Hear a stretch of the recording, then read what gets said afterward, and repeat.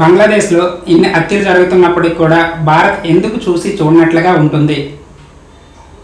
మన దీపు చంద్రదాస్ నేను అమృత్ మండల్ నేడు నేను రేపు నీవు అనే భావన మనందరికీ కలుగుతుంది కదా. ఎస్, దీనివల్ల మనం ప్రపంచ దేశాలకి ఏం మెసేజ్ ఇస్తున్నాం? భారత్లో హిందువులను కానీ ప్రపంచంలో హిందువులు కానీ చంపిన భారత్ ఏమీ పట్టించుకోదులే అనే భావన ప్రపంచ దేశాలకి వస్తుంది. ఇది చాలా డేంజర్ భారత్కి. ఖచ్చితంగా భారత్ అగ్రెసివ్గా సమాధానం చెప్పే సమయం ఆసన్నమైందా అంటే అవును. అయితే ఈ విషయం గురించి మనం డిస్కస్ చేసే ముందు బంగ్లాదేశ్ ప్రజల గురించి మనకు ఒక అవగాహన ఉంటుంది. నిజం చెప్పాలంటే బంగ్లాదేశ్లో ఉన్న మొత్తం ప్రజలు ఏమి భారత వ్యతిరేక శక్తులు కాదండి. వాళ్ళ కొంతమంది మాత్రమే, ఒక 10% మాత్రమే భారత వ్యతిరేకంగా ఉన్నారు. మనం ఆ 10% మాత్రం టార్గెట్ చేస్తే సరిపోతుంది కదా.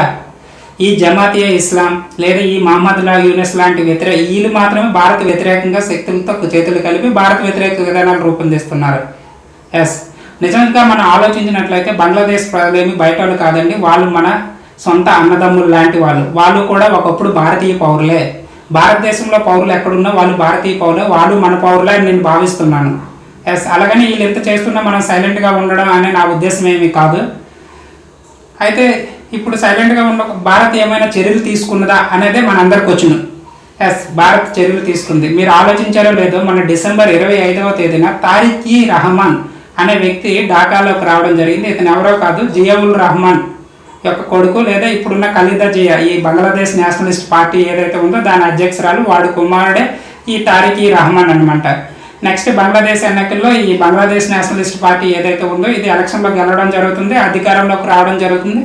తారిక్-ఈ-రహమాన్ అనే వ్యక్తి ప్రధానమంత్రి అవుతాడు. అంటే భారతదేశాన్ని పంపించిన వ్యక్తి ఇతను లండన్ నుంచి. ఈ వ్యక్తి నెక్స్ట్ ప్రధాని అయ్యే అవకాశం ఉంది. భారత్ అనుకూల విధానంగా ఉంటాడు. భారత్ చేయవలసిన పని అంతా ఏంటంటే జస్ట్ ఒక 2 నెలలు ఓపిక పట్టి ఏం జరుగుతుందో అలా చూడాలంతే. ఖచ్చితంగా బంగ్లాదేశ్కి అయితే మన మీద యుద్ధం చేసే అంత శక్తి లేదు.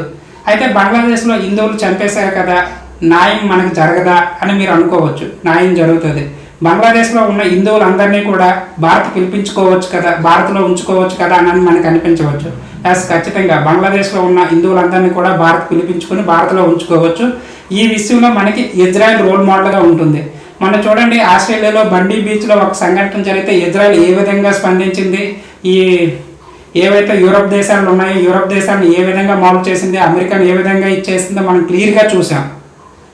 ప్రపంచంలో యోధులు ఎక్కడ ఉన్నా సరే వాళ్ళు ఇజ్రాయెల్ పౌరులుగానే ఇజ్రాయెల్ భావిస్తుంది.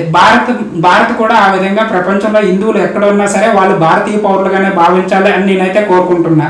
ఇందుకు భారత రాజ్యాంగంలో 42వ రాజ్యాంగ సవరణలో ఏదైతే ఉందో దాన్ని అమెండ్మెంట్ చేయవలసి ఉంటుంది. ఈ సెక్యులర్ అనే పదాన్ని అందులో నుంచి తొలగించాలి. ఆ తర్వాత భారతదేశాన్ని ఒక హిందూ దేశంగా ప్రకటించి ప్రపంచంలో హిందువులు ఎక్కడున్నా సరే వాళ్ళు భారతీయులే అని చెప్పవలసి ఉంటుంది.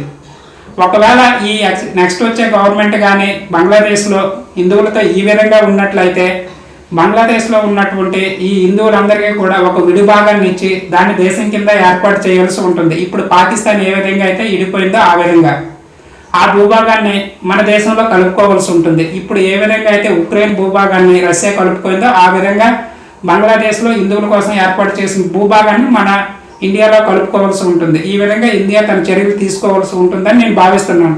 మీరే విధంగా అనుకుంటున్నారో మీ అభిప్రాయాన్ని కింద కామెంట్ రూపంలో తెలియచేయండి. జై హింద్, భారత్.